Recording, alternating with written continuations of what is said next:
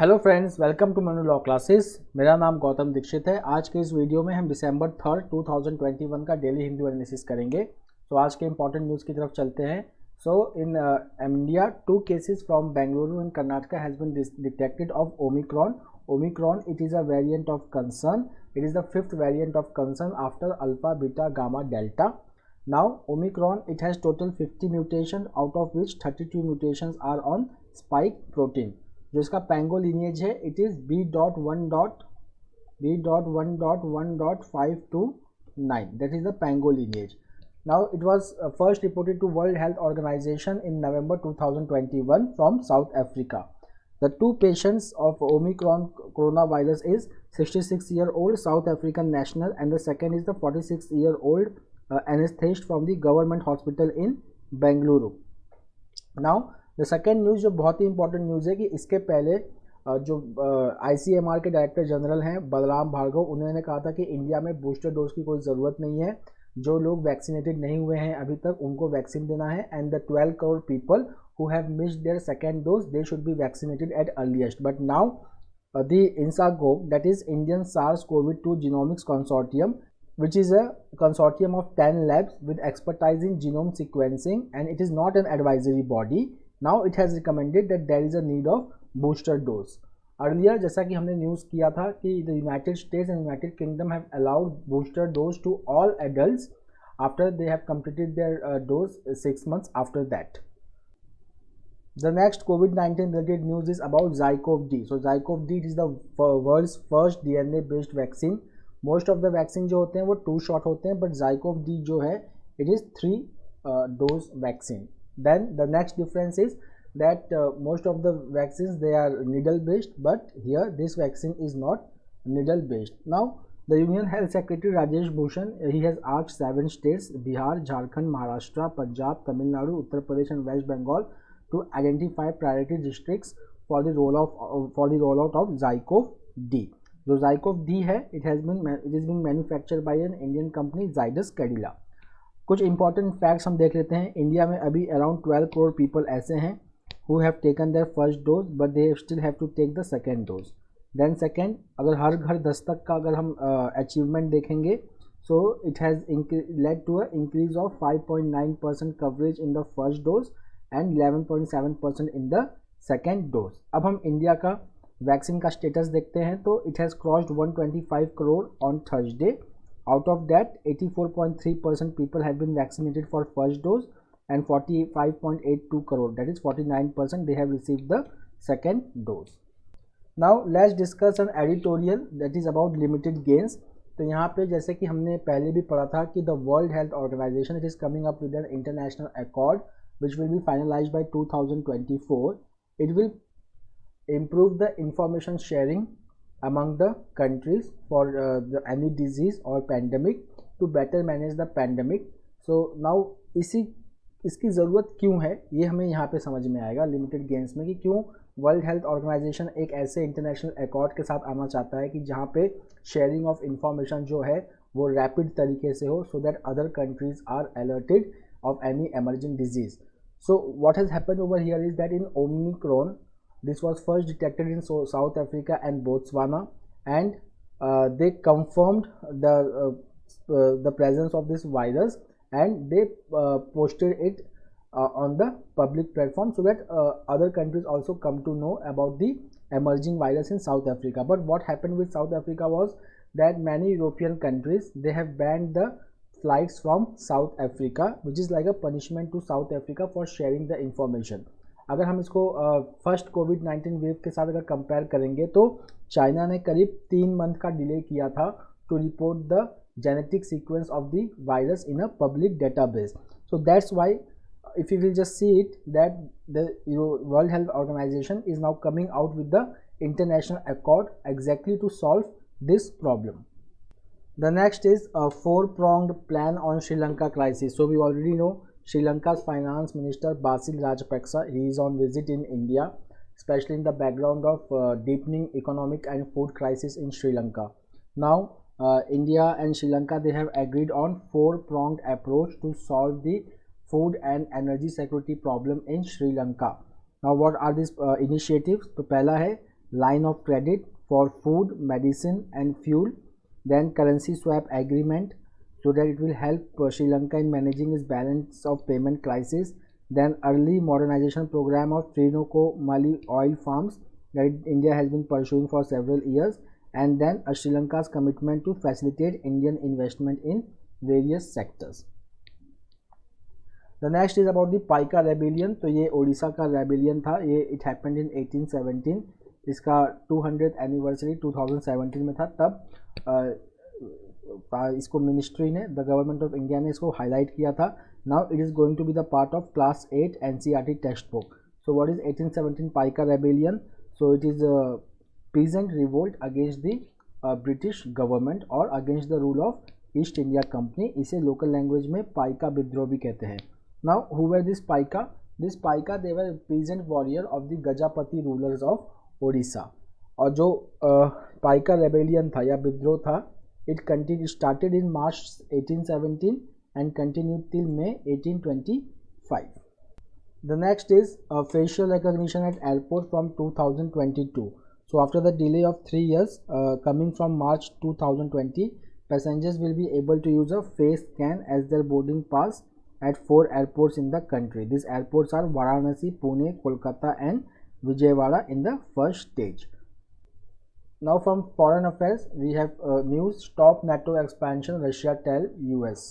Now over here we have to need to know about an organization for security and cooperation in Europe. So it is an organization for security and cooperation in Europe.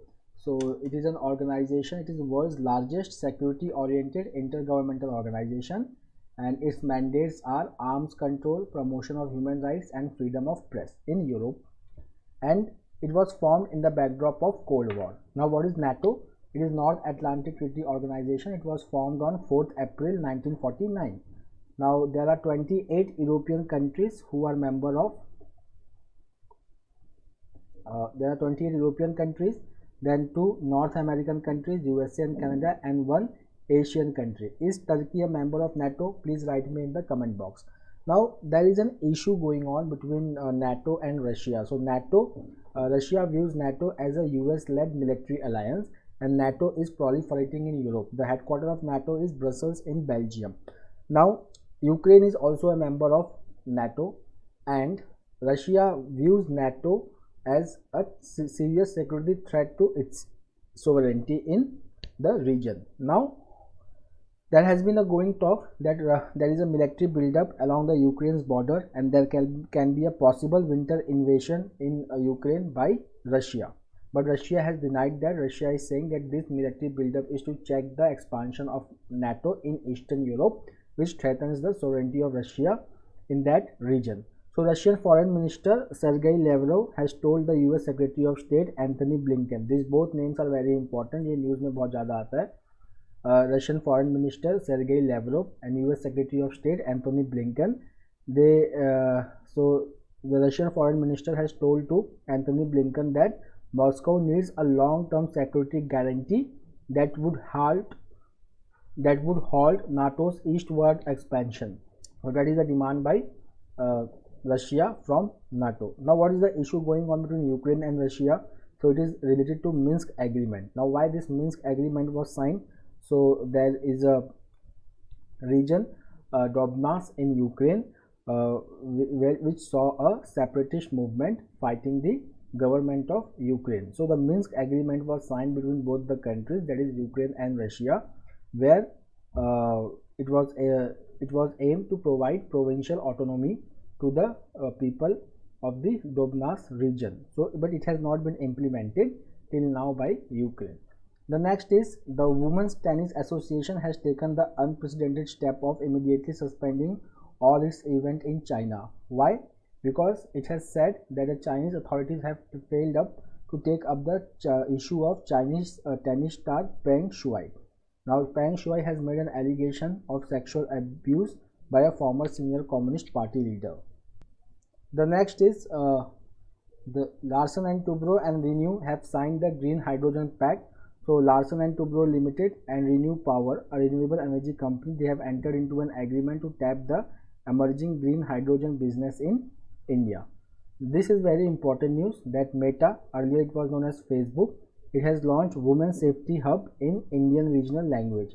Now, what is the aim of this Women's Safety Hub? It is to ensure women's safety on the Facebook platform.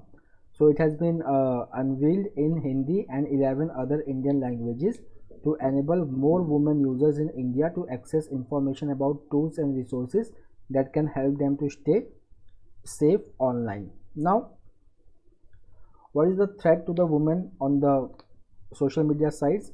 So see, this initiative has been taken to combat the spread of non-consensual intimate images. So it has been launched in the collaboration with stopncii.org, which is available globally to combat the spread of non-consensual intimate images. मतलब कि women से बिना permission लिए उसके image का गलत इस्तेमाल करना.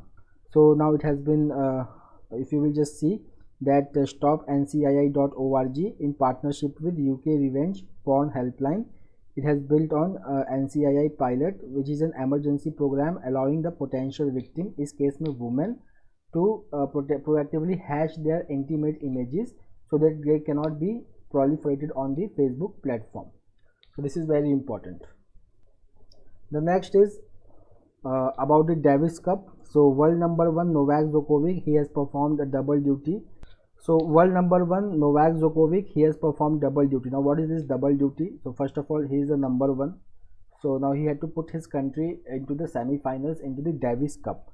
So for the 5th time, he has been able to put Serbia in the semi-final of Davis Cup, and then they are going to face Croatia on Friday to secure a place in the final.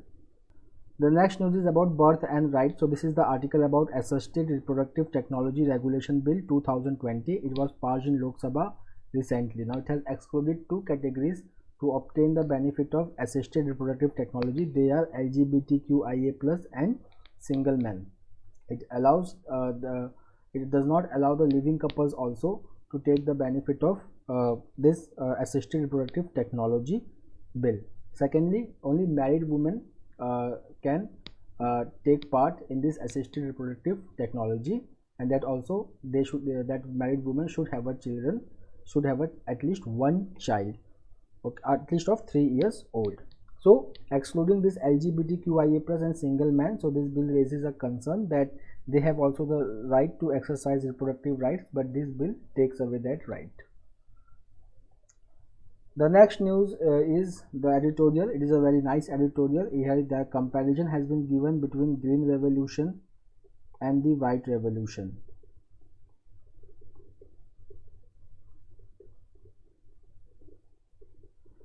Then it has mentioned one important date, that is November 26th. Now November 26th is the Constitution Day also. It is the Constitution Day, as well as it is also the birth anniversary of Dr. Varghese Kurian. Now he is also called as father of White Revolution, and it was also the date when the farmers started protesting against the 3 farm laws. So over here the comparison which has been given between the Green Revolution and White Revolution is that according to the author, the Green Revolution was mainly a technological intervention in agriculture, and it aimed at increasing the production of food, which entailed very high usage of water, chemical fertilizers, pesticides, etc. to improve the production, but it did not focus on improving the income. But if we compare it with the White Revolution, so White Revolution was a socio-economic process where the increasing the income of the farmer was the main agenda. So here the comparison has been made between the two. So the author says that Green Revolution is more like a focusing on the productivity and less on the people. It focused less on increasing the small farmers' income. Secondly, Green Revolution had a problem. For example, if you can see that it has led to ecological problems like depletion of groundwater, then excess use of fertilizers has led to loss of fertility from the soil. But on the contrary, if we will just see White Revolution, So Amul today has become one of India's most loved brand, and it is respected internationally, which is the outcome of white revolution. So over here, the author gives certain insights and guidelines to be followed. The first is that there should be inclusion and equity in governance. Means we should not just think in a technocratic way or in a number. We should also think about the people. So that is like increase in the income and wealth of the workers and small asset owners in the enterprise shall be the main purpose rather than improving the productivity only.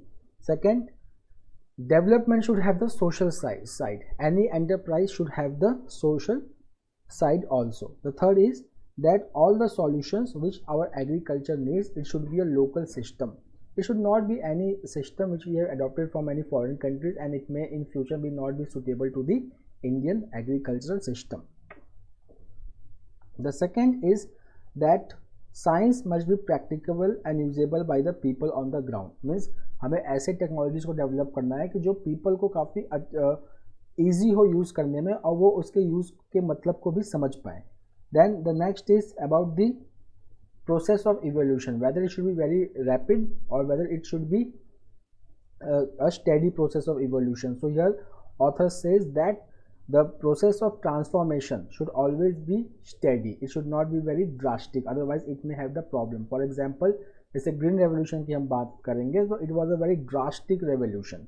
So this drastic revolution had led to many social, economical and environmental problems. So the process should be steady to avoid these problems. The next is large scale farming methods के दो types होते हैं, बहुत ही important है. एक जो Soviet union में use होता है, सोवियत यूनियन में यूज़ होता था, that is called as collectivization of farming. दूसरा एक यूएस में यूज़ होता है. ओके, दोनों में क्या होता है कि यहाँ पे स्मॉल फार्मर्स के लिए कोई जगह नहीं है. Okay, people they work as a peasant, they are given wages and they just work on big farm, and the ownership in the case of USSR is with the government. In the case of US, it is with the owner of the land. So in both the cases what happens that the development does not take place in the way it has taken place in Amul. क्या होता है कि जो land owners होते हैं, छोटे छोटे land owners जो होते हैं वो वाइप आउट हो जाते हैं over the long period of time, and the real empowerment of people do not take place in such models. Okay, so if you will just see the last line, the essence of democratic economic governance is that an enterprise must be of the people, for the people and governed by the people too. Now this is a interview which has come in the backdrop of National Family Health Survey 5, where the National Family Health Survey 5 has revealed that the total fertility rate, that is the number of children a woman would have in the course of her life, is currently at 2 and has decreased from 2.2 in NFHS 4. So if you will just see some important things which we should know is that India has launched its national program for family planning in 1952. Okay, but if you will just see that in India today also family planning is the burden of women, because if you will just compare the rate of sterilization of female and male, so sterilization of female is much higher than the male. Then the second is that does it means that if we have total fertility rate less than 2, does it mean that our population is going to stabilize? So over here it is saying that if we take the case of Kerala achieved the replacement level, that is when the total fertility rate is 2 30 years ago, but still Kerala's population is increasing because the population momentum has been built up. What is this population momentum? Population momentum means that the population will continue to grow and it is not going to have a negative growth rate. So if you will just see Kerala, because of the high population growth, Kerala still has a positive growth rate, and we can expect negative growth rate maybe after 2031 to 2041 census. But for India, we have just come below 2 in National Family Health Survey 5, but it will take longer period before the population gets stabilized. Till then the population momentum will be there. What is population momentum? That even if the total fertility rate has come down below 2, but the population is going to increase. The next is, this article is highlighting other problems related to Indian population. So if you will just see, 23% of the women, they were married before 18 years. The percentage of women aged 15 to 19 years who were already mothers pregnant at the time of survey was 6.8.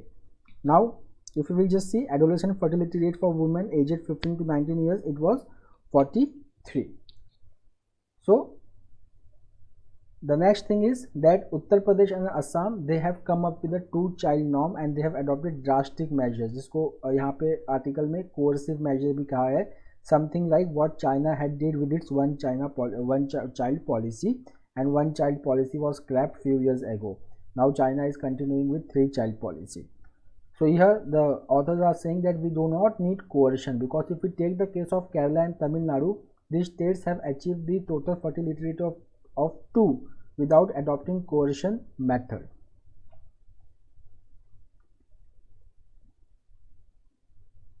Now again see, here it has been highlighted that the use of contraceptive has improved, but male sterilization continues to be low.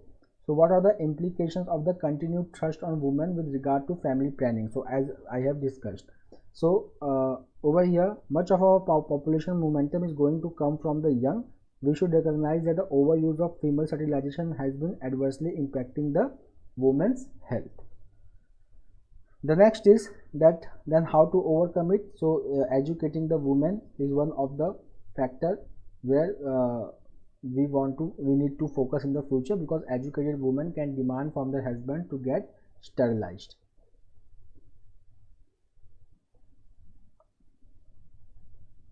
The next is if you will just see the other points highlighted over here.